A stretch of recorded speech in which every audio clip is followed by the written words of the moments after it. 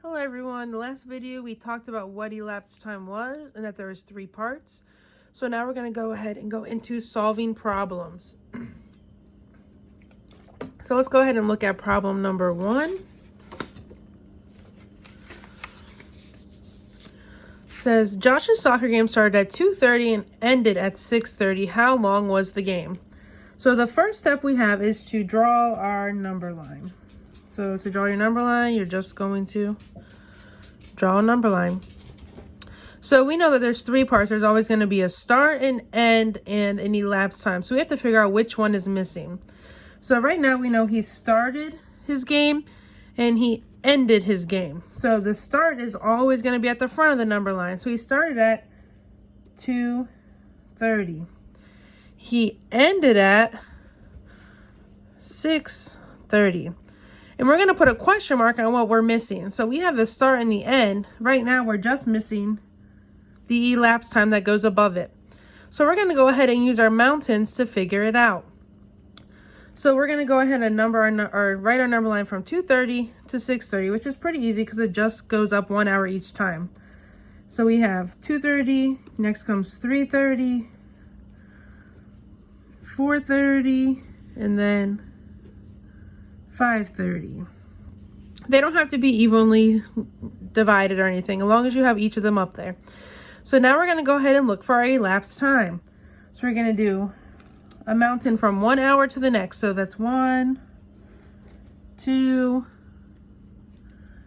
3, 4. Then we're just going to number each one. So we know that's 1 hour, 2 hours, 3 hours, and 4 hours. So from the start of his game to the end of his game, 4 hours was the elapsed time. That's how long his game was. Let's go ahead. That's an example when elapsed time is missing.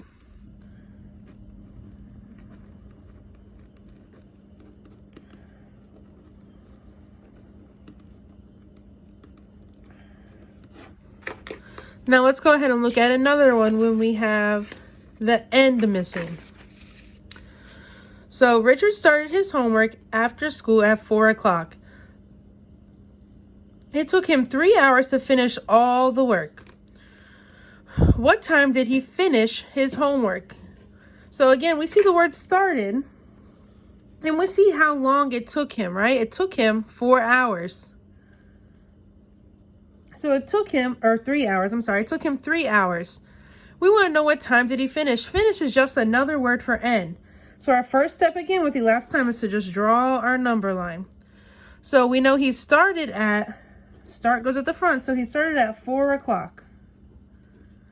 His elapsed time was 3 hours.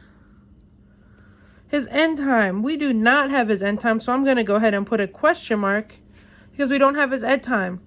So for the 3 hours, each mountain equals 1 hour. So I'm just going to go ahead and draw 3 mountains from here to here so I can number it afterwards. So I'm going to go 1, 2, 3. So that's 1 hour, 2 hour, 3 hours. Now I can go ahead and label the times on the number line. And those are just going to be where the mountains end.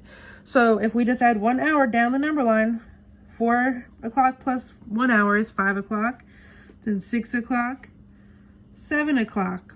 7 o'clock is right where the question mark is. So he finished his homework at 7 o'clock. These are end missing problems. And the good thing about 3rd grade is that we're only going to do to the hour. We don't do to the minute, to the 5 minutes. So everything's just going to be time, or the elapsed time is just going to be an hour, like 1 hour, 2 hours, 3 hours. Now we're going to look at when we're missing a start, which can be kind of tricky. So Samantha got home from work at 6:45. She worked for 5 hours. What time did she arrive to work? So arrive is another word for start. We know she got to work, or she got home from work, which means she got off. She ended her work at 6:45. She worked for 5 hours. My first step is to draw my number line again. So we're going to start at the end because that's when she got home. That's when she got off work, and we want to know how long she worked for. So she got home at 6:45. If you look, it tells us the elapsed time is 5 hours.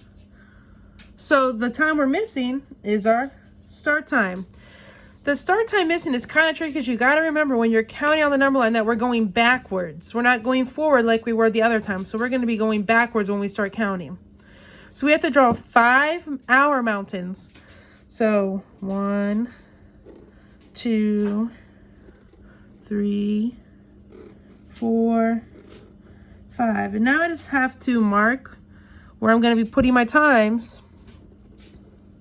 So we're not going to go forward. That's where a lot of students make mistakes. They would go 6:45 to 7:45. But we're going backwards on the number line. So we're going to subtract an hour. So 6:45 minus 1 hour would be 5:45. 5:45 would be 4:45. Then 3:45, 2:45, and then 1:45. So when we get to the question mark, all we have to do, we want to check. So we have 1, 2, 3, 4, 5. So we do have our 5 hours elapsed. When we get to the question mark, that's what time she went to work. So she went to work at 1:45.